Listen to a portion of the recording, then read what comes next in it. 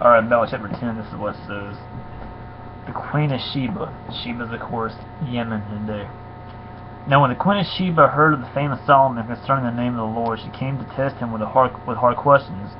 She came to Jerusalem with a very great retinue with camels, bearing spices and very much gold and precious stones. And when she came to Solomon, she told him all that was on her mind. And Solomon answered all her questions. There was nothing hidden from the king that he could not explain to her. And when the Queen of Sheba had seen all the wisdom of Solomon, the house that he had built, the food of his table, the sitting of his officials, and the attendance of his servants, their clothing, his cupbearers, and his burnt offerings that he offered at the house of the Lord, there was no more breath in her. She was just amazed at what he was doing, for God. And she said to the king, the report was true that I heard in my own land of your words and your wisdom, but I did not believe the reports until I came and my own eyes had seen it. And behold, the half was not told.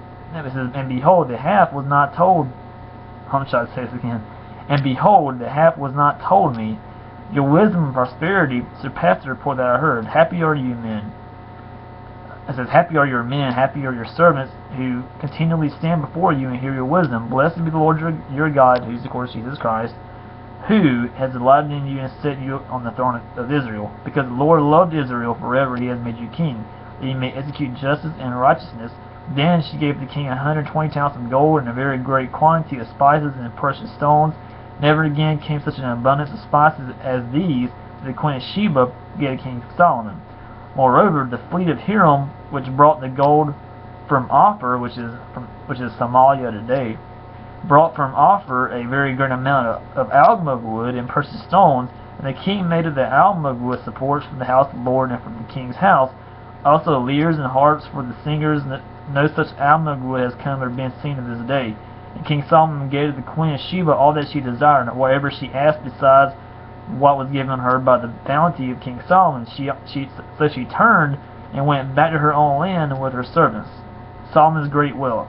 Now the weight of the gold that came to Solomon in 1 year was 666 talents of gold. He has 666 talents of gold. Besides that which came from the explorers and from the businesses of the merchants and from all the kings of the west and from the governors of the land, King Solomon made 200 large shields of beaten gold. 600 shekels of gold went into each shield, and he made 300 shields of beaten gold. 3 minas of gold went to each shield, and the king put them in the house of the forest of Lebanon.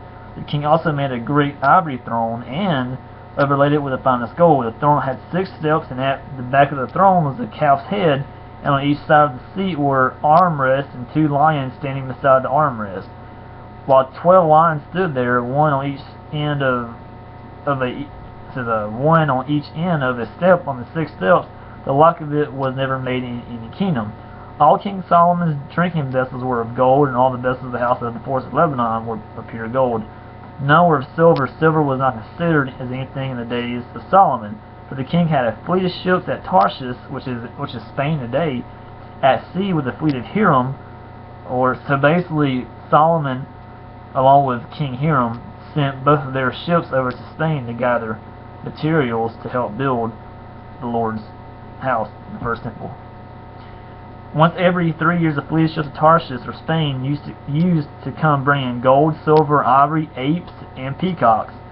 Thus King Solomon excelled all the kings of the earth in riches and in wisdom, and the whole earth sought the presence of Solomon to hear his wisdom, in which God had put into his mind. Every one of them brought his present, articles of silver and gold, garments, myrrh, spices, horses, and mules, so much year by year.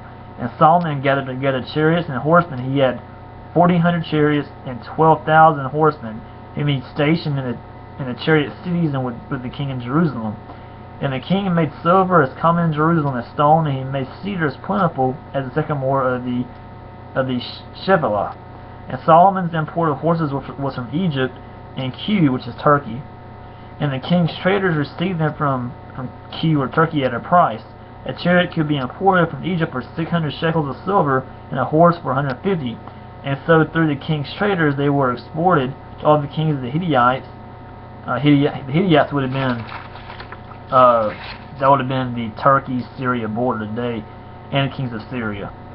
So it's chapter 10 about the Queen of Sheba, which she comes from Yemen to see Solomon.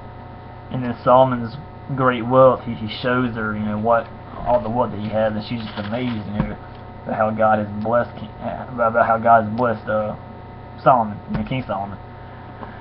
So that's chapter 10. I'll be right back here with chapter 11 here shortly.